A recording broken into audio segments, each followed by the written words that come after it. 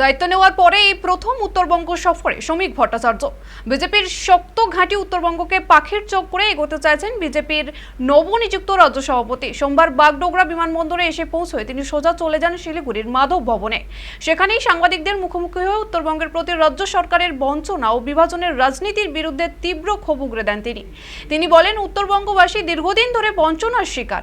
এখানে উন্নয়নের বদলে বিভাজনের রাজনীতি চলছে। এই অন্যায়ের বিরুদ্ধে বিজেপি রাস্তায় নামবে। এদিন তিনি আরও ঘোষণা করেন, আগামী 21শে জুলাই বিজেপির যুব মোর্চার রাজ্য সভাপতি ইন্দ্রনীল খাঁয়ের নেতৃত্বে অনুষ্ঠিত হবে উত্তর কন্যা অভিযান। ওই কর্মসূচিতে উপস্থিত থাকবেন বিরোধী দলনেতা শুভেন্দু অধিকারীও। মূলত রাজ্য সরকারের বিরুদ্ধে উন্নয়নহীনতা এবং উত্তরবঙ্গকে উপেক্ষা করার প্রতিবাদেই এই অভিযানের আয়োজন বলে বিজেপির তরফে জানানো হয়েছে। খাতা খুলতে পারবে না।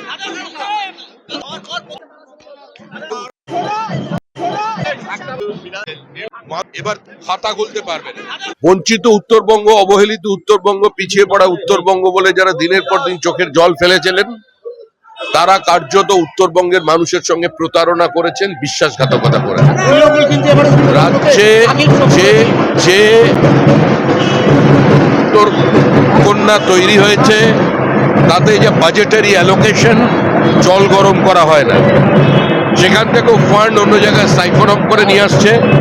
21 তারিখে যুব মোর্চার প্রোগ্রাম আছে। উত্তর কন্যা অভিযানের মধ্যে দিয়ে বিরোধী দলনেতা শুভেন্দু অধিকারী উত্তরবঙ্গের সঙ্গে বঞ্চনা, উত্তরবঙ্গের সঙ্গে প্রতারণা, উত্তরবঙ্গের সঙ্গে বিশ্বাসঘাতক